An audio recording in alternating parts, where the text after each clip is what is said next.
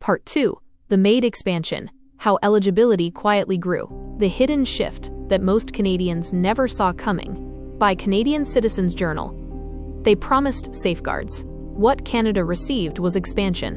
When MAiD, Medical Assistance in Dying, was introduced in 2016, Canadians were promised a tightly regulated, end-of-life-only system with strict safeguards and limited eligibility. It was described as a rare, compassionate option for those already dying. That promise dissolved quickly. Since 2016, MAiD has expanded faster and further than almost any comparable program worldwide. What began as a last resort option for terminal illness has quietly become an option for people who are not dying, who live with disabilities, who face chronic illness, and who suffer due to social and environmental factors, rather than untreatable medical decline. Canada even approached the threshold of mental illness-only eligibility, delayed but not cancelled. Each expansion was introduced gradually, through incremental legal and regulatory changes that most Canadians never saw. This chapter documents that expansion, and what it means for the vulnerable. Phase 1, 2016. Reasonably foreseeable death. Under Bill C-14, MAiD eligibility required a natural death that was reasonably foreseeable, along with a grievous and irremediable condition, unbearable suffering, and informed consent. It was framed as a narrow safeguard intended to keep MAiD within end-of-life care. The safeguard lasted 4 years. Phase 2, 2021. The safeguard removed. MAiD for those not dying. In March 2021, Bill C-7 removed the reasonably foreseeable death requirement. This one change transformed the system. MAiD immediately became available to individuals who were not dying, including those living with chronic pain, lifelong illness, disabilities, degenerative conditions, ongoing suffering, unrelated to imminent death.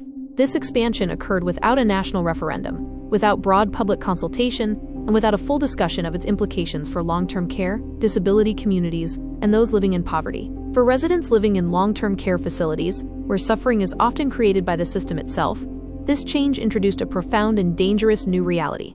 The law now allows MAiD for individuals whose suffering originates from inadequate care, isolation, or environmental decline. Phase 3, MAiD for disabilities, already common. National MAiD data confirm that disability is now one of the leading reasons people request assisted death. Many are not terminal. Many cite social conditions, such as lack of accessible housing, inability to secure adequate care, financial hardship, loss of independence, insufficient community supports.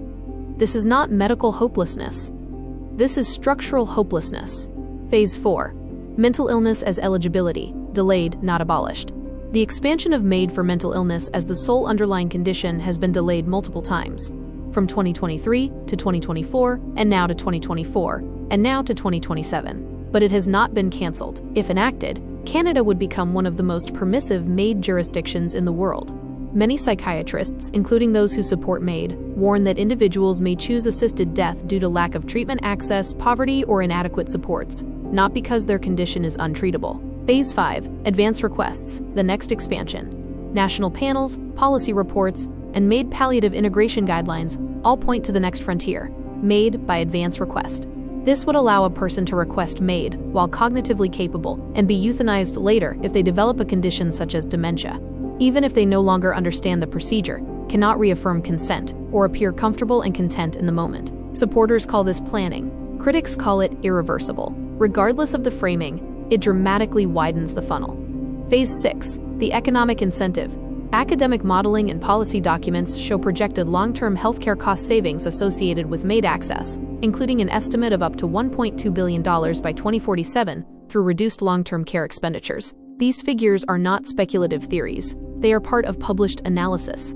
Economic incentives influence institutional behavior, approval pathways, and policy momentum. The financial framing of MAiD has become a quiet but powerful force shaping the system's direction. Phase 7. What frontline workers observed after 2021. After 2021, long-term care workers across Canada reported a sudden acceleration in resident decline, including faster loss of mobility, cognitive deterioration, more infections, more palliative designations, and an increase in MAiD-related discussions.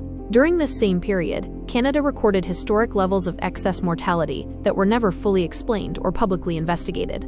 This exposé assigns no cause and makes no medical claims. It documents the observed pattern and the silence surrounding it. Phase 8. The assisted living shift. Another quiet expansion. Another systemic change occurred during this same period. Discussions within facilities and management structures about shifting more long-term care residents into assisted living environments. Even when staff were already reporting that many incoming residents required far more support than assisted living was designed to provide, workers described residents arriving with advanced cognitive decline, severe mobility limitations, behavioral changes, increased need for physical assistance, medical instability. These levels of need were far beyond what assisted living was created to handle. Staff were expected to manage these cases under reduced supports, reduced staffing ratios, and environments not equipped for high-complexity care. Concerns raised by workers were dismissed. Management asserted that staff had no choice, and that refusal to comply threatened their employment. These changes were not part of original hiring conditions, yet they became the new reality, without public oversight, consultation, or transparency. This shift overlapped with the same years many workers noticed rapid deterioration in resident health. Why the expansion matters for long-term care residents. With MAiD now legal for individuals who are not dying, long-term care residents increasingly qualify due to conditions created not by disease, but by the care environment itself. Isolation, emotional despair, untreated pain, malnutrition, freezing rooms, lack of stimulation, chronic understaffing, slow or inconsistent medical support, preventable infections, systemic decline. These factors were never supposed to qualify someone for medically assisted death, but the eligibility widened far faster than safeguards could keep pace.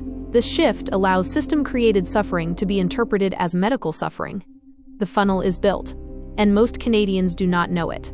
MAiD in Canada is no longer rare, terminal only, or tightly constrained.